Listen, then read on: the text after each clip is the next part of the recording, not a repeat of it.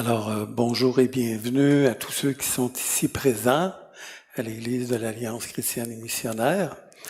Des salutations aussi à tous ceux qui nous suivent via les réseaux sociaux.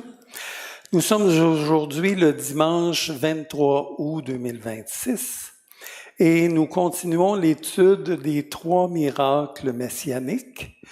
Donc aujourd'hui, on va voir le deuxième miracle messianique. Et c'est Jésus qui chasse un démon muet. Je vous répète que l'étude sur les 3 miracles messianiques constitue le fil conducteur qui a conduit au rejet du Messie et à la mise à mort de Jésus. Prions avant de commencer. Oui, notre Père céleste, merci pour ta parole qui nous révèle comment l'incrédulité et la dureté du cœur de l'homme le rendent insensible à tes appels. Père, ils ont rejeté ton Fils alors même qu'il était vivant parmi eux. Je veux te remercier, Jésus, d'avoir accepté de souffrir, toi, le juste, pour nous qui sommes injustes, afin de nous amener à Dieu. Comme le dit l'apôtre Pierre, ayant été mis à mort quant à la chair, mais ayant été rendu vivant quant à l'esprit. Alors, Père, sois béni. Amen. Alors, lors du dernier enseignement, on a vu que la guérison du lépreux, qui était en phase terminale, on avait vu ça, tellement il était couvert de lèpre, Jésus avait réalisé un miracle que seul le Messie pouvait faire, toujours selon l'enseignement des pharisiens. Cette guérison avait déclenché un processus d'enquête de la part des autorités juives, et alors même qu'ils observaient Jésus, des rabbins venant de toutes les contrées d'Israël ont été témoins de la guérison d'un paralytique. Mais avant de le guérir, Jésus a commencé par pardonner ses péchés, se faisant du même coup l'égal de Dieu, parce que Dieu seul a le pouvoir de pardonner les péchés. Cette parole de Jésus, « tes péchés te sont pardonnés », a impacté tout le reste de son ministère. Parce que bien que Jésus ait fait ce miracle exceptionnel, Jésus contredisait l'idée que la classe sacerdotale s'était faite du Messie. Les pharisiens prétendaient en effet que Jésus serait pharisien, qu'il allait venir des écoles rabbiniques de la Judée et qu'il serait en accord avec leur enseignement. Or, Jésus remettait en cause vraiment le sens de la justice, leur sens de la justice et de la miséricorde, leur conception du sabbat. Il se disait le maître du sabbat, alors qu'eux pensaient que c'était eux les maîtres du sabbat. Il remettait en cause leur conception du péché, de la repentance et du royaume, du divorce, de la prière, de la colère et du jeûne. Donc, Jésus, dans les mises au point qu'il faisait, se plaçait comme le véritable interprète des Écritures, de la loi, et il manifestait ça toujours en disant « Moi, je vous dis ». Vos rabbins disent « Mais moi, je vous dis ». Donc, en corrigeant les doctrines des pharisiens, Jésus dénonçait en fait leur façon d'accomplir la volonté de Dieu par leur propre force, par leur formalisme religieux. Et toutes les attitudes qui sont engendrées par leur doctrine, l'hypocrisie. Jésus leur disait qu'ils étaient en fait des comédiens de la religion. Il leur reprochait la dureté de leur cœur et leur aveuglement spirituel. Donc, durant les 6 à 8 mois, après la guérison du lépreux, Les scribes et les pharisiens surveillent constamment Jésus.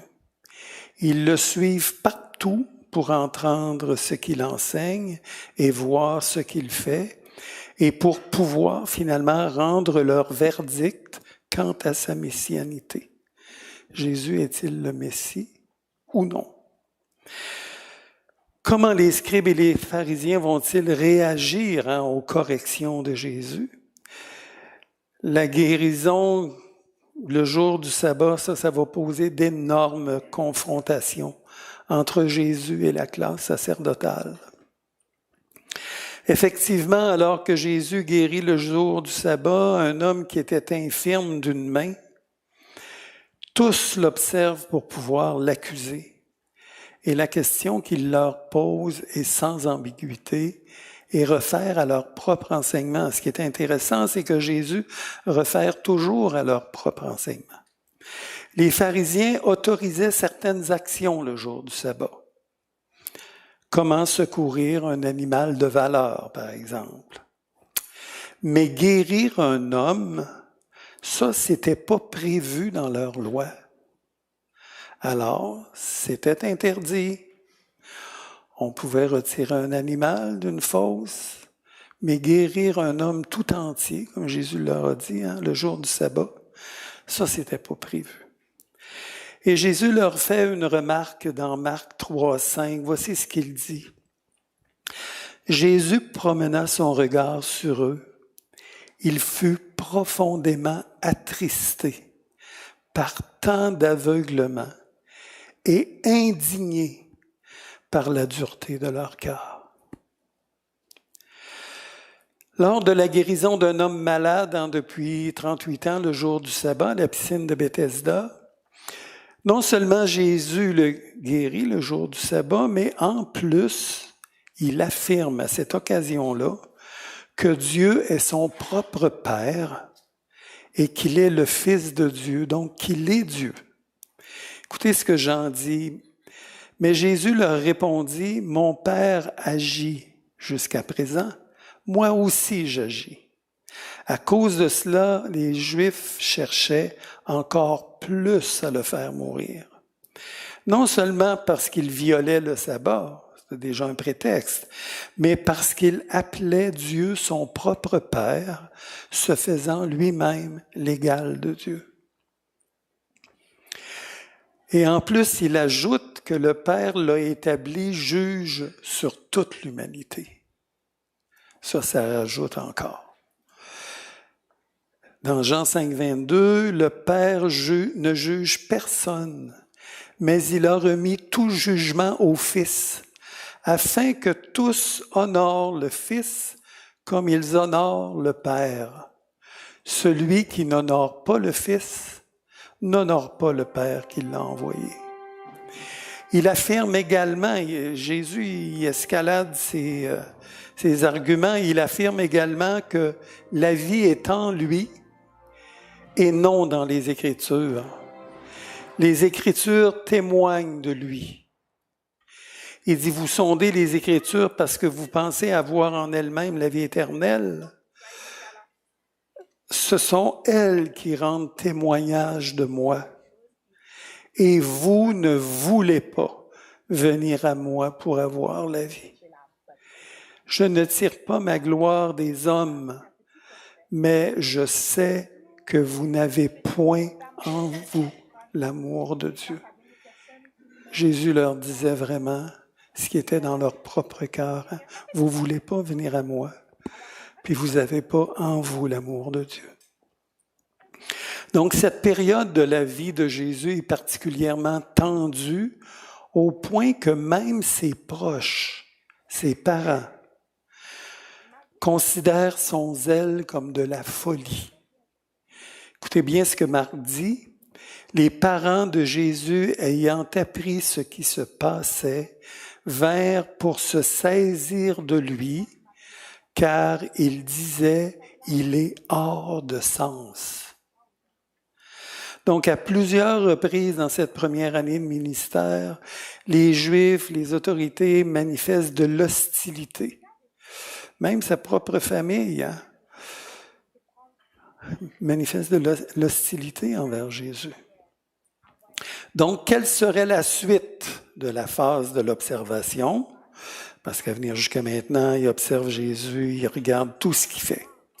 Quel allait être le verdict? Comment les autorités allaient expliquer par quel pouvoir Jésus opérait tous ces miracles? Et quand les rabbins rendraient-ils leur verdict?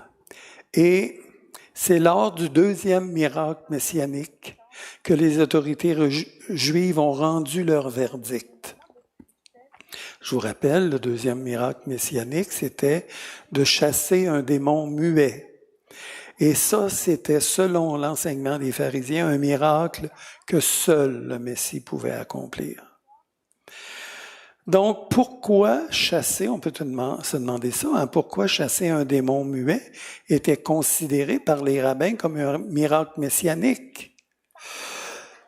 Parce que c'était le seul cas qui ne pouvait être chassé par la procédure élaborée par les rabbins. Les pharisiens, les rabbins chassaient les démons, eux autres aussi, selon une procédure en 3 étapes. L'exorciste établissait la communication avec le démon. L'exorciste lui demandait son nom et l'exorciste chassait le démon en l'appelant par son nom. Donc, et je vous rappelle qu'une fois, Jésus a utilisé cette procédure juive pour posséder de plusieurs démons. Ça s'est produit sur le territoire des Garazéniens. C'est vis-à-vis de la Galilée. C'est en dehors du territoire juif. Voilà pourquoi il y avait là des pourceaux, parce qu'il n'y avait jamais de pourceaux sur le territoire juif. Alors, dans Luc 30, Jésus lui demanda « Quel est ton nom? » « Légion, répondit-il. Si Jésus a utilisé cette façon de faire, c'était surtout pour que la foule entende que cet homme était possédé de très nombreux démons. Et pour expliquer la force qu'il avait de rompre ses chaînes aussi. Il dit que cet homme-là rompait ses chaînes. Donc, c'était pour expliquer ça, mais aussi, c'était pour démontrer l'autorité de Jésus sur les forces démoniaques, même si elles étaient très nombreuses. C'était aussi pour ça. Donc, mais jamais, dans l'histoire d'Israël, personne n'avait pu chasser un démon d'une personne muette, parce que le démon ne pouvait pas dire son nom. La personne étant muette. C'est pourquoi les rabbins avaient déclaré que ce miracle-là ne pouvait être fait que par le Messie. Donc, par ce miracle-là, Jésus va démontrer sa supériorité sur les forces démoniaques. Chasser un démon, c'est déjà une œuvre de puissance. En chasser une légion, plusieurs milliers, démontrait hors de tout doute qu'il avait autorité sur eux. Donc, les démons eux-mêmes savent qui est Jésus, parce que dans le dialogue, ils reconnaissent son autorité. Ils lui disent, qu'y a-t-il entre toi, moi et toi, Jésus, fils du Dieu très haut? Je t'en supplie, ne me tourmente pas. Et là, Jésus va effectivement chasser un démon muet une première fois. Le texte de Matthieu dit que comme il s'en allait, voici, on amena à Jésus un démoniaque muet. Le démon ayant été chassé, le muet parla, et la foule étonnée disait, « Jamais pareille chose ne s'est produite en Israël. » Donc, la foule répond en fonction de l'enseignement qu'ils ont reçu.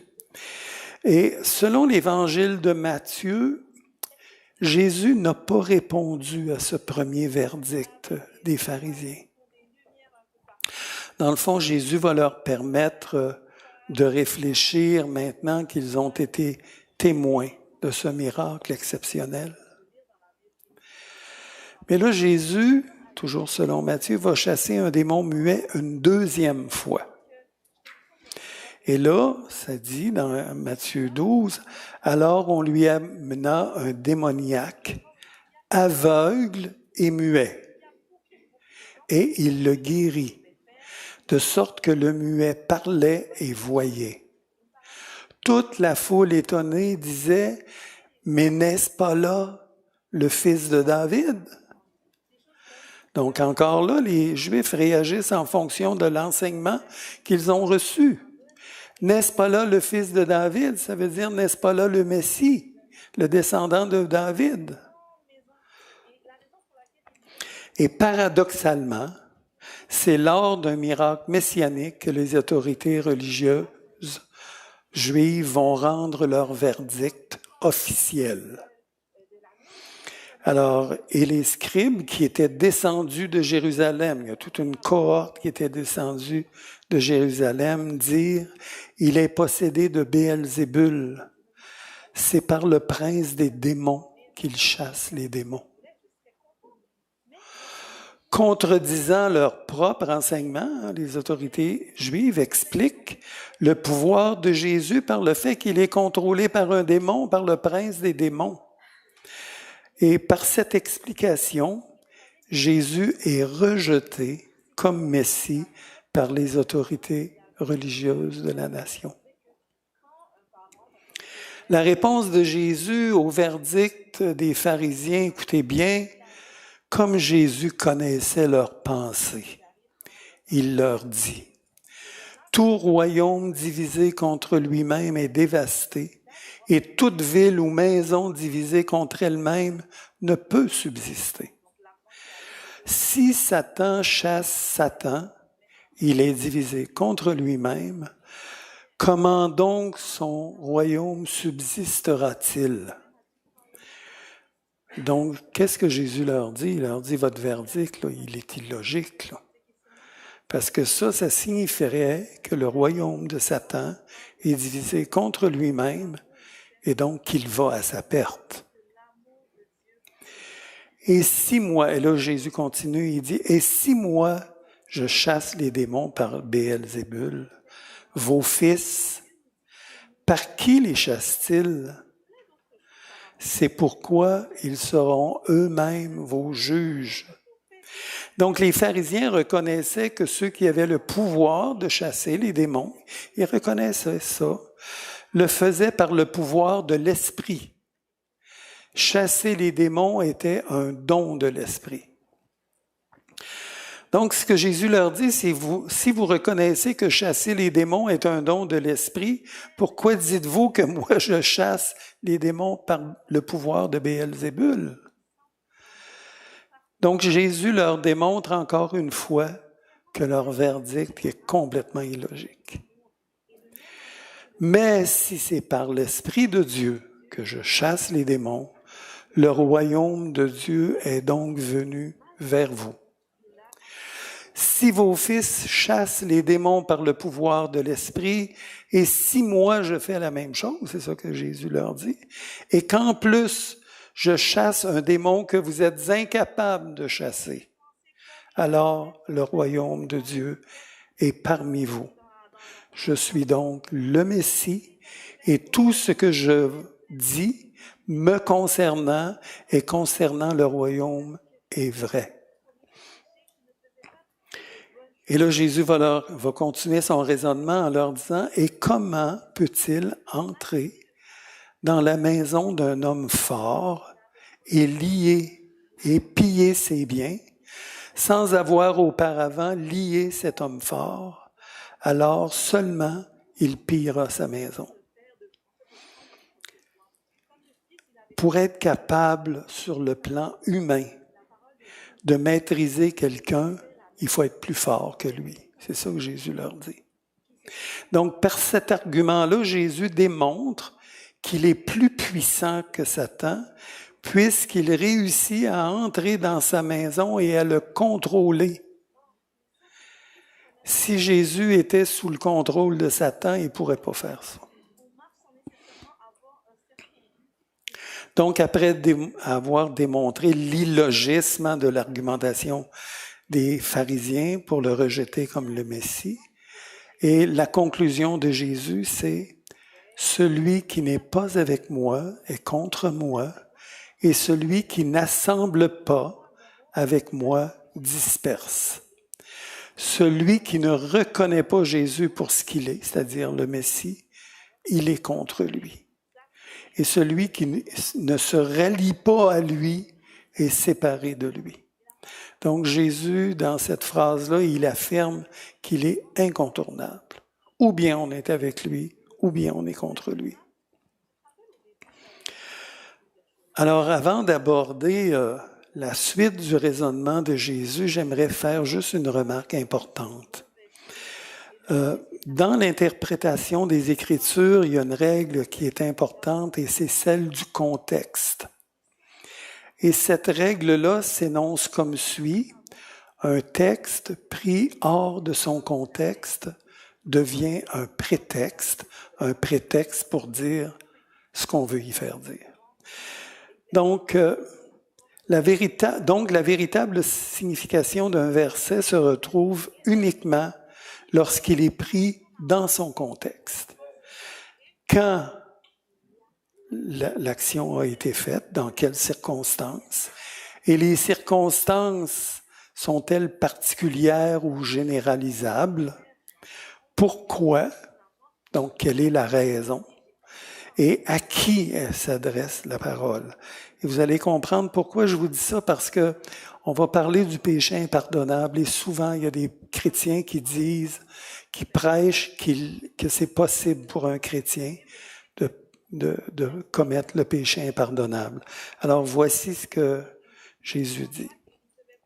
Donc Jésus continue son raisonnement en s'adressant aux autorités juives et à tous ceux qui se rallient à leur conclusion. Donc ça, c'est vraiment le contexte, à savoir qu'il est contrôlé par le prince des démons et que c'est par le pouvoir de Satan qu'il opère tous ces miracles.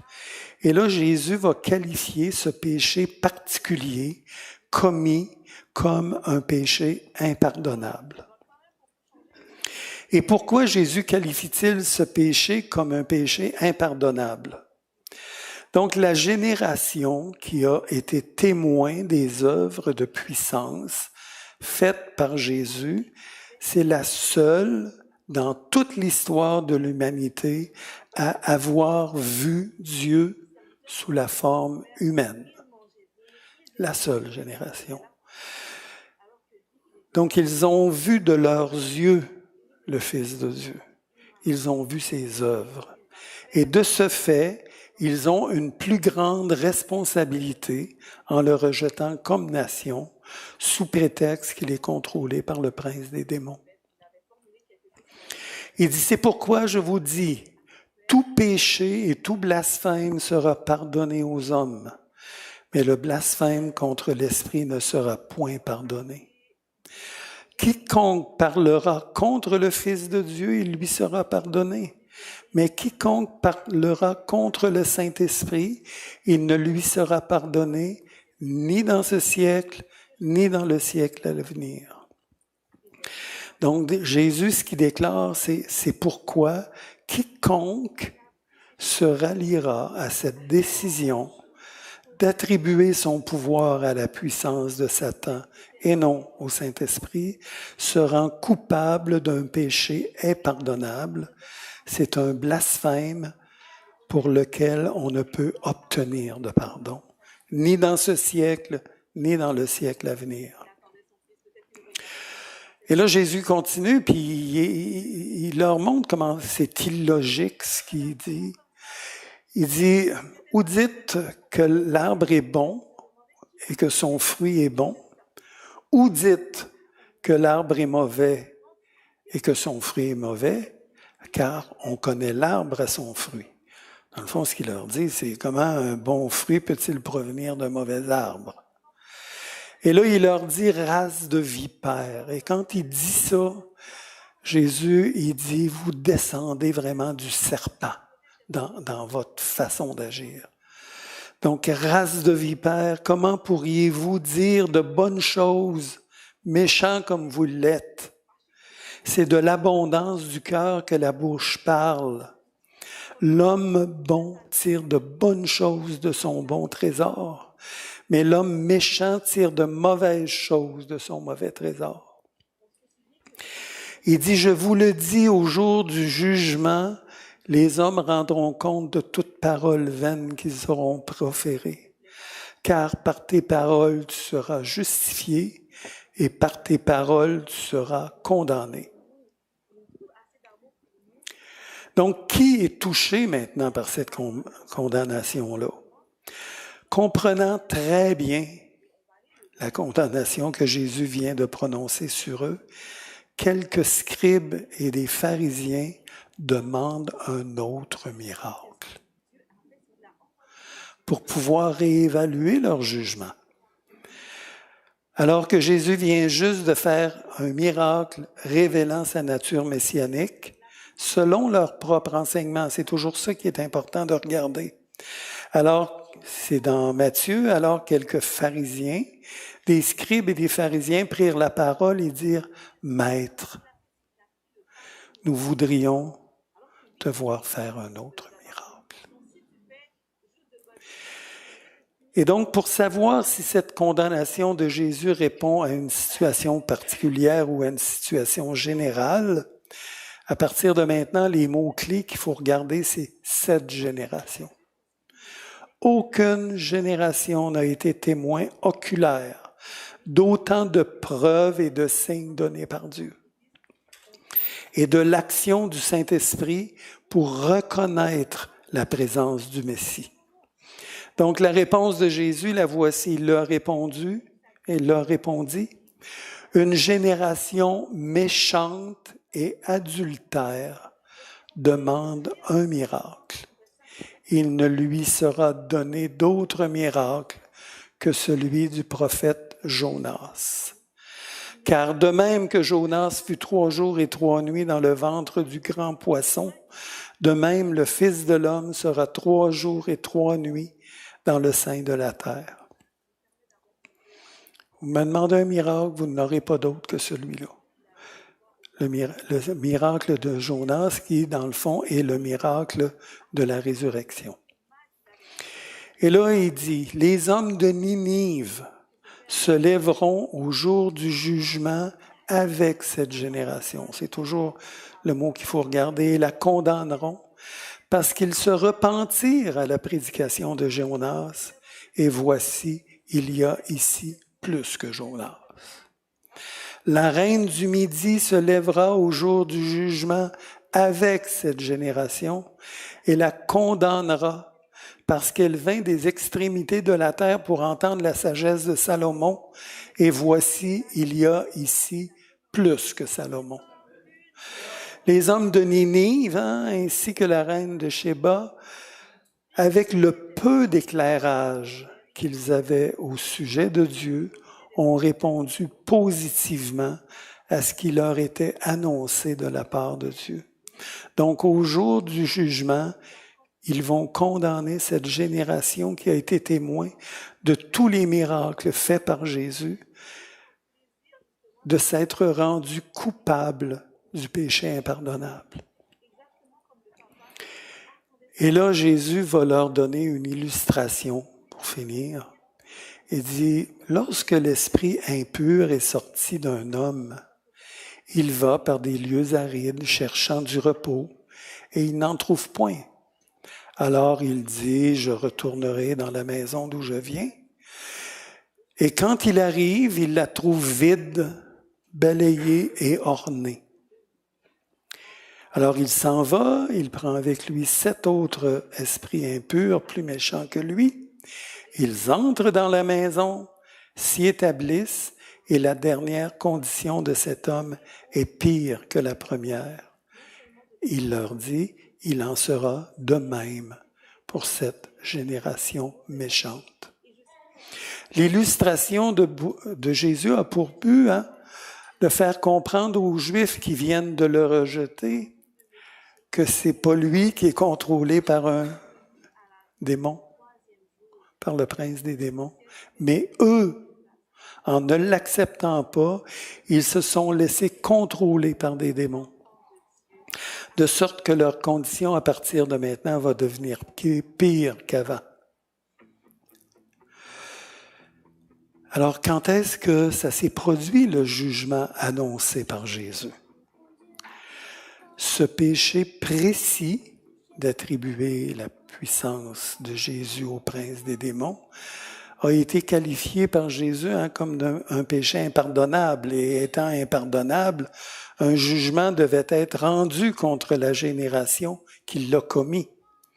Alors, on sait que historiquement, ce jugement s'est produit 40 années plus tard, en 70 après Jésus-Christ, par la destruction du temple et de la ville de Jérusalem et par le massacre d'autour d'1 million de Juifs.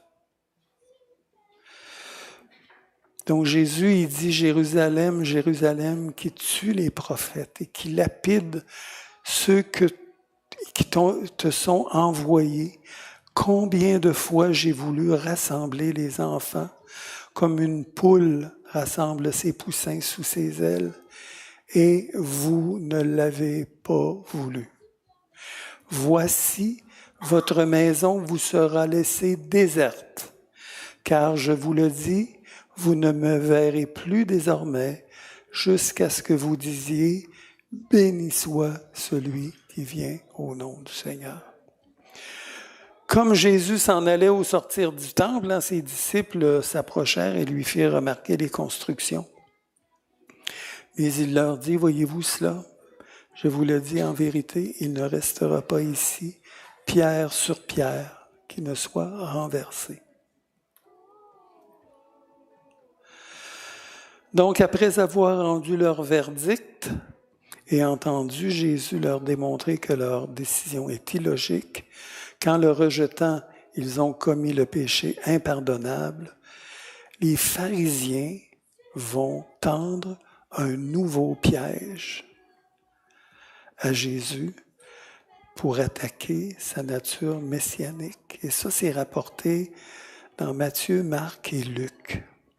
Mais c'est Marc qui donne le plus de détails. Et là, Jésus va chasser une troisième fois un démon muet, mais cette fois-ci, le démon est non seulement muet, mais il est sourd. La première fois, il était muet. La deuxième fois, il était muet et aveugle. Et là, il est muet et sourd. Il ne peut pas parler, il ne peut pas entendre. Les circonstances de cet incident-là, c'est quand Jésus, avec 3 de ses disciples, descendent du mont de la Transfiguration. Lorsqu'ils furent arrivés près des disciples, donc il est question de Jésus avec Pierre, Jacques et Jean, ils virent autour d'eux une grande foule et des scribes qui discutaient avec eux. Il leur demanda « De quoi discutez-vous avec eux ?» Et un homme de la foule lui répondit « Maître, j'ai amené auprès de toi mon fils qui est contrôlé par un esprit muet. En quelque lieu qu'il soit, il le saisit, le jette par terre, l'enfant écume, grince des dents et devient tout raide.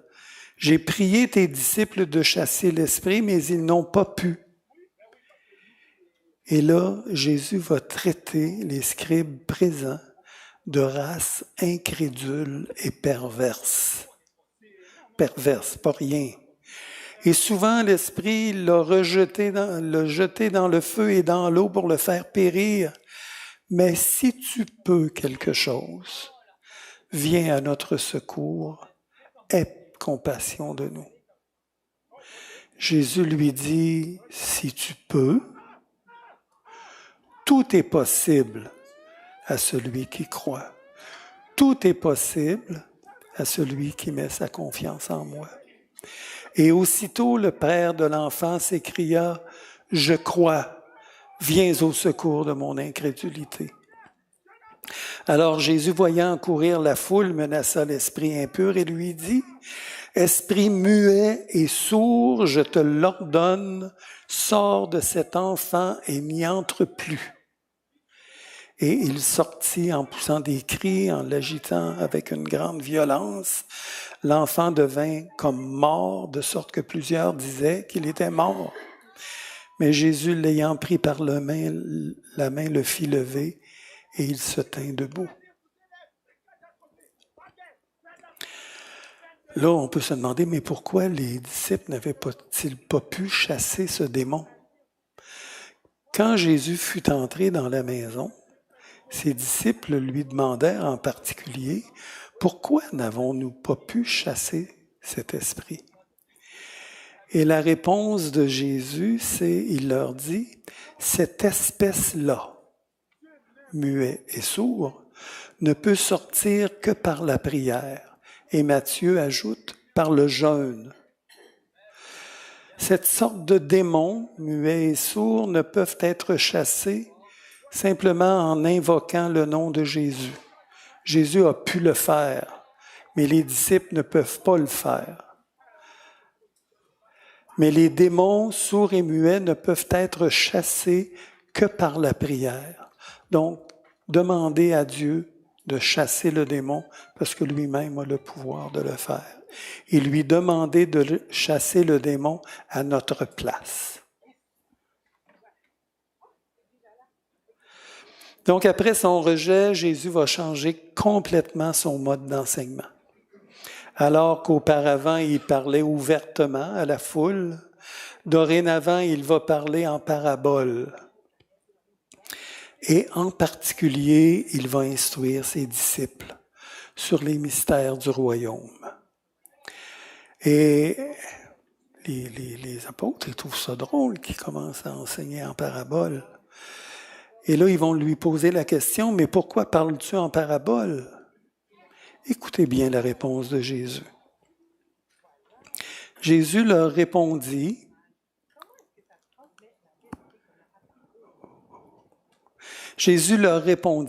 « Parce qu'il vous a été donné de connaître les mystères du royaume des cieux, et que cela ne leur a pas été donné. » C'est un don de pouvoir comprendre les paroles de Dieu, l'enseignement de Dieu. Car on donnera à celui qui a, et il sera dans l'abondance. Mais à celui qui n'a pas, on ôtera même ce qu'il a. C'est pourquoi je leur parle en parabole, parce qu'en voyant, ils ne voient point, et qu'en entendant, ils n'entendent ni ne comprennent. Et pour eux s'accomplit cette prophétie d'Ésaïe, vous entendrez de vos oreilles et vous ne comprendrez point. Vous regarderez de vos yeux et vous ne verrez point. Car le cœur de ce peuple est devenu insensible. Ils ont endurci leurs oreilles et ils ont fermé leurs yeux, de peur qu'ils ne voient de leurs yeux, qu'ils n'entendent de leurs oreilles, qu'ils ne comprennent de leur cœur et qu'ils ne se convertissent et que je ne les guérisse. En conclusion, même s'il a été rejeté par les autorités religieuses, Jésus va continuer tout de même de manifester sa compassion envers les foules, en les nourrissant. Ils avaient déjà nourri une première fois, miraculeusement, mais là, il va le faire une deuxième fois. Et dans le fond, Jésus voulait, par cette œuvre prodigieuse et par l'enseignement qu'il a donné à ce moment-là, leur démontrer qu'il avait aussi la capacité d'être leur nourriture spirituelle, d'être leur pain descendu du ciel. Mais ils veulent pas. Mais la foule est demeurée incrédule. Et Jean va dire dans Jean 12, 37, malgré tant de miracles qu'il avait fait en leur présence, ils ne croyaient pas.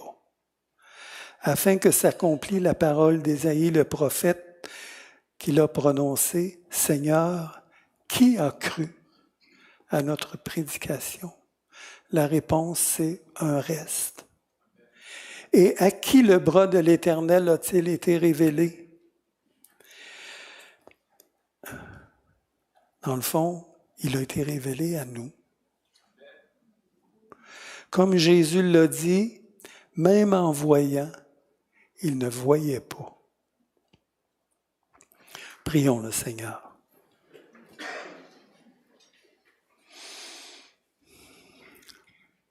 Merci que,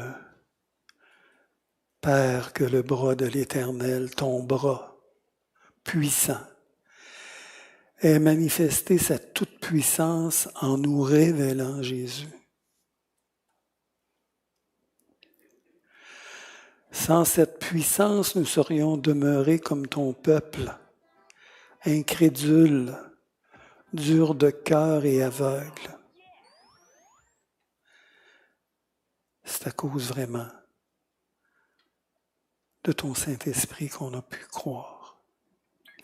Merci de nous avoir donné la vue pour que nous puissions te voir et te confesser comme notre Messie. Merci d'avoir accompli cette œuvre parfaite de salut